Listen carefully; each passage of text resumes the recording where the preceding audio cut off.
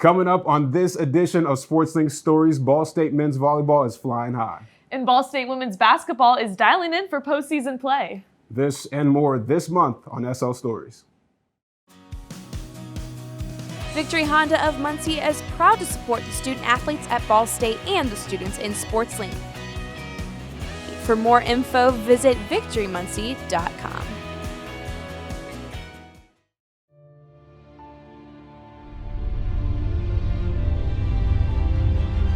Every hit, every spike, every goal.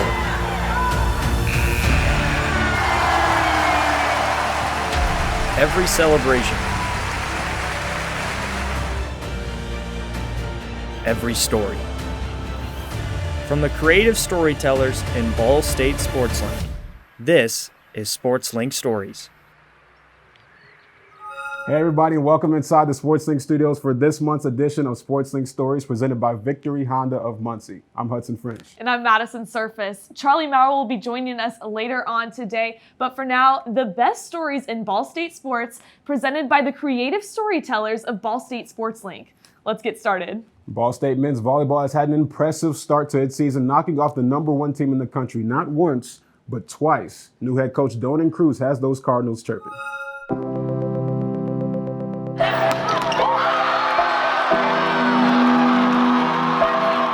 Volleyball has always been a part of what I did growing up. If I could think back towards like the 6th grade probably was when I started to take the sport pretty seriously. Ever since then, it was just always a part of what I did. And after I graduated, moved back home to Hawaii and had a chance to work as a high school boys volleyball coach and worked at Chaminade as well, which is a D2 school out in Hawaii. Just through kind of those experiences really kind of reinforced what I wanted to do in the coaching profession.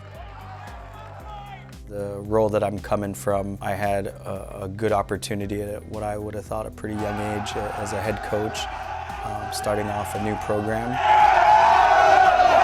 The success, I think, is a combination of recruiting and good training. We were fortunate enough to really have some good networks recruiting. I have some really good networks internationally, and that's where we found a lot of our high-end players was very talented guys out of Brazil. We had a couple Cubans, and you know, I say recruiting because it really does. You have to have the right talent in the gym. There were a lot of people that were mentors to me prior to arriving here through USA Volleyball and just through the coaching community. And I think it was a combination of good timing. You know, I felt like at Grandview where I was previously, I felt like I put the program better than when I found it. And kind of through the search process here at Ball State, you know, what draw most meaningful to me was really, this is a really big institution. It had a lot of small school feel to it. And for me, that was probably the biggest piece. It wasn't my first opportunity at going to the Division I arena in terms of men's or women's, but it was the first one where I felt like the principles and kind of the core of what the athletic department was about and what they represented was hit home with me.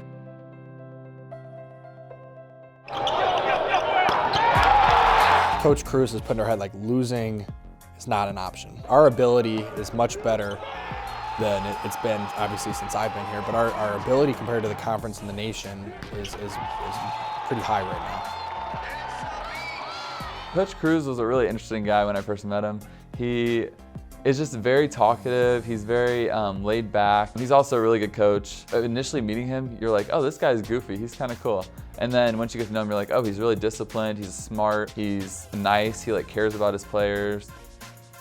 You know, I think setting a standard of volleyball and work ethic is really important.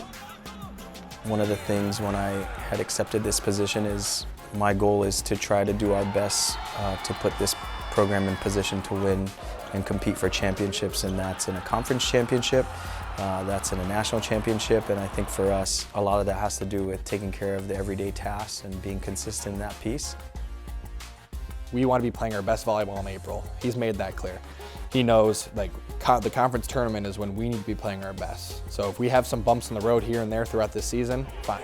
As long as we figure it out there, like we have a chance of winning this conference and going on to the national tournament. The standard of winning before, you know, the 2000s was an extremely high standard, and then me coming into this role, it's You know, Ball State has done some good things, but the understanding is that we're much more capable than making it to a quarterfinal or a semifinal in the MIVA.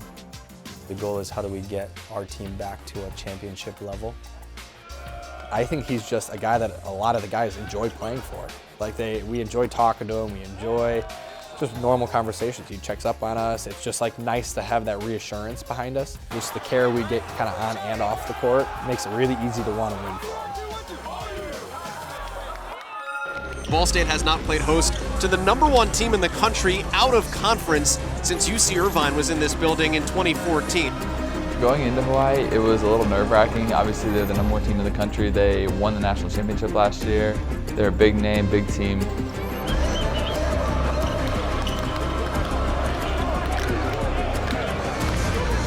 You got the #1 team in your gym. Be aggressive. Losing is not an option. And Delaris out of the back row caught some skin. Some momentum created for Honda. Janis! That thing's fast off his hand. I think the team let go a little bit, and then we just kind of like played our very best. Right to Agarepa. Easy. Muklius, big swing. Big Iakana here.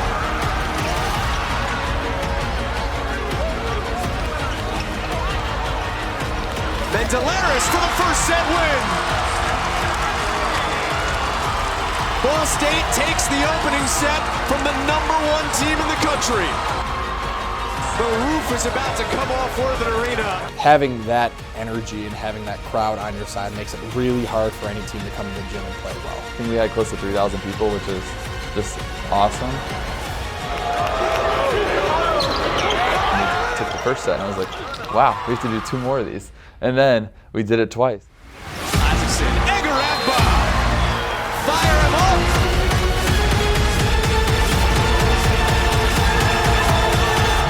He did it! Ace! Ball State sweeps the #1 team in the country. 2 matches, 2 wins. Now, as if you didn't already know, those wins against Hawaii have become instant classics here in Muncie. Now, if you want to join them, you can catch the team coming up in Worthen Arena. 2 home matches round out February, then 2 in March, including when Ohio State comes to town. That match will be televised on ESPN by SportsLink. Speaking of SportsLink broadcasts, let's send it over to our very own Charlie Maurer in the Sports Production Center here on campus. Thanks, Madison. And this is where a lot of that creativity and hard work start to come into play for our students at Ball State SportsLink. With an emphasis in storytelling and live event production through ESPN platforms, recently we were able to cover the men's basketball game versus Central Michigan. Ever asked the question, what goes on behind the scenes? Well, let's take a look.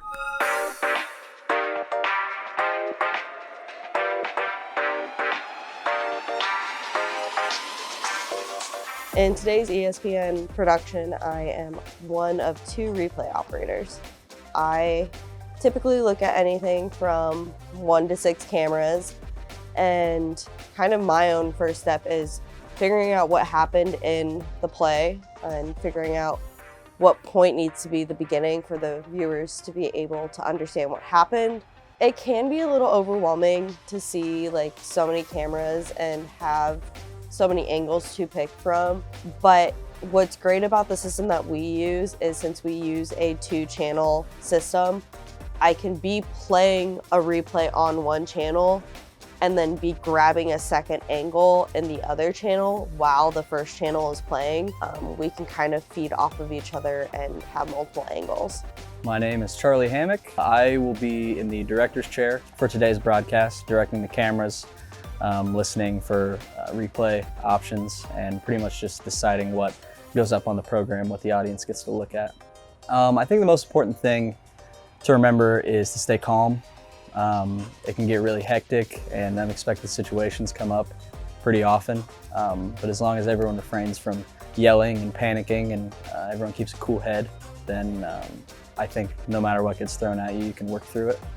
My prep is mainly camera-based, coming up with cam sheets, specific cam assignments for mainly situations. In game, it's pretty easy.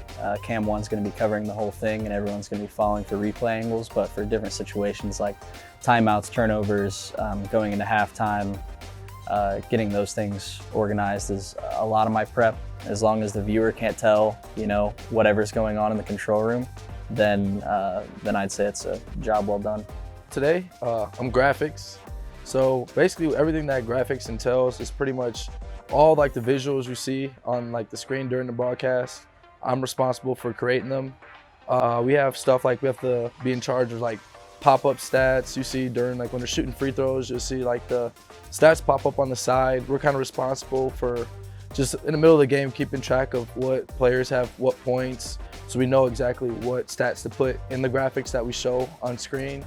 The hardest part about graphics, I would say, is just attention to detail. There's a lot of room for error, so you just have to pretty much pay attention and reread your graphics, all the stats you put on there, all the facts you put on there. Be very creative with your graphics, because that could be the difference in making someone turn off a broadcast or keep watching it. So today on the broadcast, I'm camera 2, which is an isolation camera, pretty much following players close up after they shoot the ball, as they get rebounds, selling shots, close-up shots of the coaches and the benches, following the ball. Most of the preparation I do before the game is an hour or so before the game, where I get to my camera, I just feel it out, see how it feels, and if I don't like it, I just know how to adjust the tilt and the pan to make it more seamless when I'm moving. I just try to take it one play at a time and remember my job and execute it the best that I can every play, and that's why it helps me get through the games. Ready 2, take 2. Ready to effect to X. Effect to X and roll it. Ready 5, take 5. Good shooting so far, Cams. We'll end our year with over 20 live productions, including these coming up soon. March 1st, men's basketball versus Akron, men's volleyball versus Ohio State on March 19th, and men's volleyball versus McKendree on March 31st. And as we flip the calendar towards March, we inch closer and closer to postseason basketball. And as for Coach Selly and the Cardinals, they had an impressive streak just a few weeks ago, a streak they hope to continue all the way to Cleveland. We're going to go out to bang this year. Can't stop us, no matter how they try.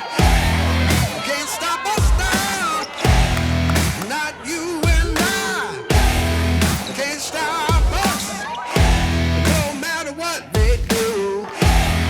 Can't stop us though. They gon' try, baby, they gon' try. Stay tuned. Can't stop us now. All right, Cardinals fans, let's get ready to rock. It's Ball State and Bowling Green. Ball State comes in at 13-7, 6-4 in MAC play. Bowling Green 10-8, 5-4. Line extended. Keeper, drive in, kick out, left corner 3. That's down. Cardinals just went on a 9-0 run over quite a long period of time. Down the baseline, spins up a reverse layup, and that drops home. Didn't collect the pass again. She threads through, fakes a pass, and drops it in off the window with the left hand. Nifty ball handling moves from Estelle. 81-80, the Cardinals victors by 11. Call it 5 in a row, why don't you? Ball State with their longest win streak on the year. They made their run, we answered, okay? All right, and like we didn't see that run against Ohio. They never put points back to back to back, right? Okay, well today that group did. We had to call a timeout, regather. And here's what I loved about what you all are doing, okay? And what we're starting to understand about this offense, okay? All we did in the timeout was talk about the screen roll. All right, we just talked, hey, it's there, right? Look at it. And because we shoot the 3 as well as we do, they're all out there worried about that, right? Okay, all right, so now all of a sudden we come out and we go screen roll, screen roll, screen roll, screen roll, and just run them out of the gym. Guards on 3, 1, 2, 3. Guards. Let them get it out in the net and get into this bust out before you go. Don't dribble on top of them. I feel like we've been just continually getting better. We're starting to understand our identity, how we win games. But I really think there was a place in there where we learned a lot about what toughness looked like for us. Coach Brady tells us every practice, go in there tough, and I have Coach Mel in my ear too, telling me, trying to, like, you only got one, go get some more. So just kind of trying to grab every rebound, like Coach Audrey said, and just be tough out there. I'm cold as the winter, but I got that fire, so don't get too close. I'm in a two-seater, she came with a friend, but I want them both. Yeah. 300. Grabbing some of those boards and kicking them back out to our shooters like Telma and Allie have been really key points with us winning. Ain't no sweet if I'm on my way up, I bring my rounds. We was getting plenty, took the city, locked it down. Who just like my brother on the road, can't stop us now. Who just like my... Again, it's hard to really look at one moment, but I think a culmination of, you know, Anna going down, the Chinas, the Maries, the Allies that were, you know, early on kind of feeling their way through this and didn't quite know what they had to do day in and day out to help us win. Now you're starting to see them understand, oh, I can fill that void. It's just a work hard mentality. I think it's like play every game like your last game. Anna Clefane went down, the team's leading scorer, who just underwent surgery yesterday to repair a torn ACL. Speedy recovery, Anna. We look forward to welcoming you back to Worthen very soon. When it happened, it was heartbreaking. You know, Anna brings so much to our team, not only the ability to score, but just how tough she plays. And like kind of in that moment, I knew that, like, you know, it's gonna be the next up, and I had to step up big time. So kind of when that happened, it was just like, you know, get ready.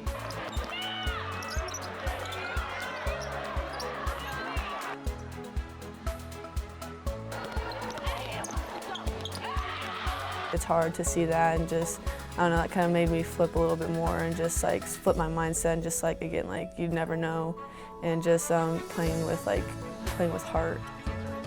I got the rebound and I was like, I think I have enough time, and I just chucked it up there. I was in a spot where the angle on the shot was almost straight on, and when it left her hands, I knew it was on line. Lines up with it, and the half-court heave, it's good! What a shot!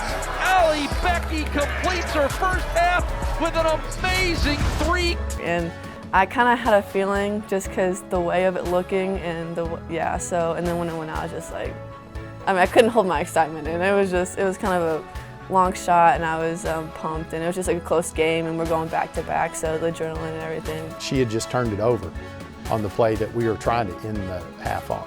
As a coach, I was more proud of her resolve after a turnover to not go pout, to go down and try to get the ball back. So really, you know, the next 3 seconds where she dribbled it, made the shot, it was just kind of icing on the cake. I was way more jacked about the way she kept playing through that adversity.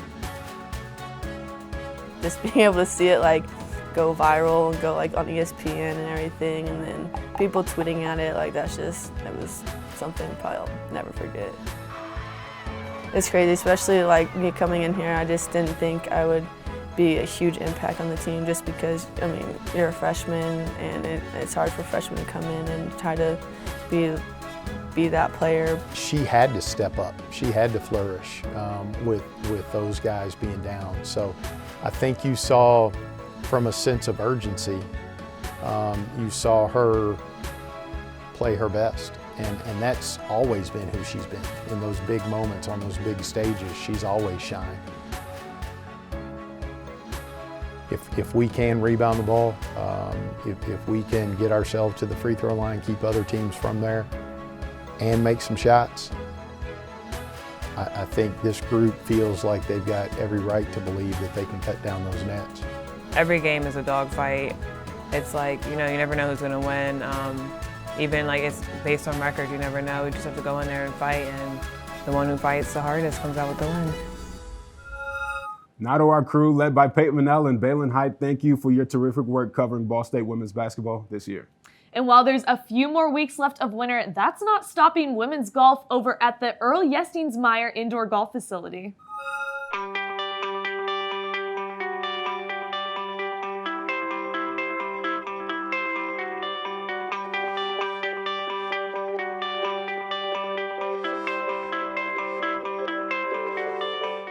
The spring season is always really fun to get started, mostly because the few weeks leading up to our first trip, we're inside and it's cold outside, and we love our facility and we get great work done in the facility, but the the countdown is always on our minds, and the opportunity to fly south and be somewhere warm and start competing after a few months off, it's always just with high anticipation.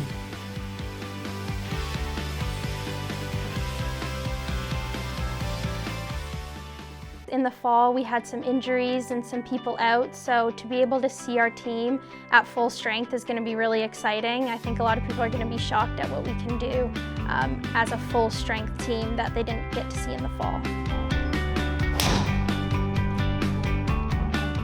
We feel really good going into this season, having everyone strong and healthy, and that's just going to be our main priority this season too. We've seen a lot of great improvement in almost basically every player here, and that's always really fun to track. And with that improvement comes, more maturity on the course, more golf IQ, better able to handle pressure situations because they've been in more situations with the more experience they've had. So, perhaps less nerves, just different types of nerves going into intense competitive tournaments, and just an eagerness and an appreciation for all the things that encompass a season as a Division I athlete here. I think that people should just keep an eye on our team, because now I think we're back to full strength and we are going to be playing at our top potential.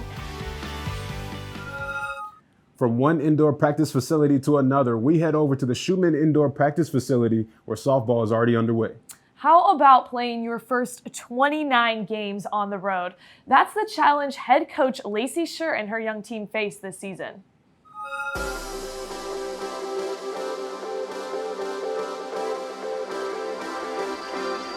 We have spent a lot of time this year just team building, getting to know each other, and growing and learning together, which I think has really been a unique experience for us. They're still getting to know us, we're still getting to know them, and we're kind of growing together, and I think that's what's really made this team right now really special is, we've bonded together and we're growing together, and I'm excited to see it all being put together on the field.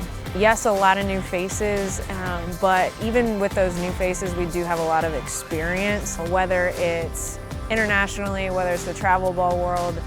So their ability to play at a really high level is really exciting, and we're just drawing from that leadership as a whole. Even though, there may be some young faces on the field, they've been in this program a long time, and, their competitive spirit and wanting to bring a championship back to Muncie is a huge fire for them, and they come in and work for it every day. I'm really looking forward to seeing how our team can succeed this season. We had a really great team last year, but with the new girls that we have that have come in this year, I'm really excited to see how our culture can mesh with this new class and the chemistry that we can have on the field and how they can really help us get to a MAC championship. We have a lot of talent. Even though we're a young team, we have a lot of talented kids. I'm excited this year because I see a lot of potential in what we have. It's going to be fun to watch this year.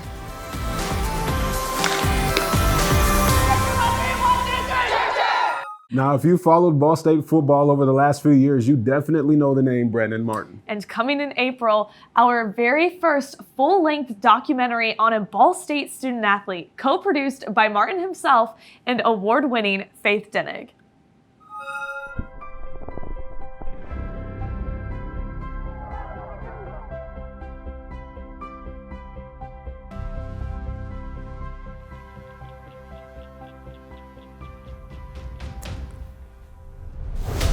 SportsLink presents.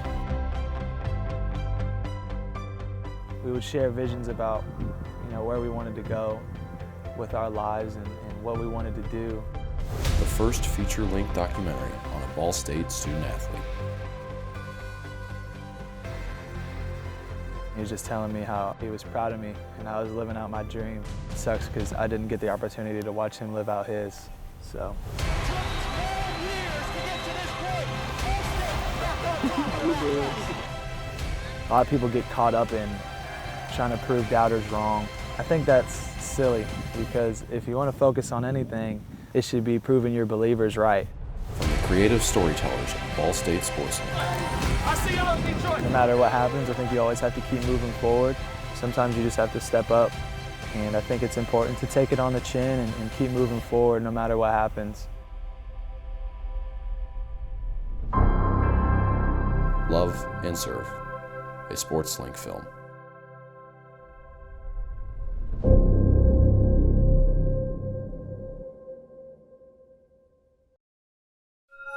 Such an incredible story, and all of us here at SportsLink cannot wait for the premiere of this film in April.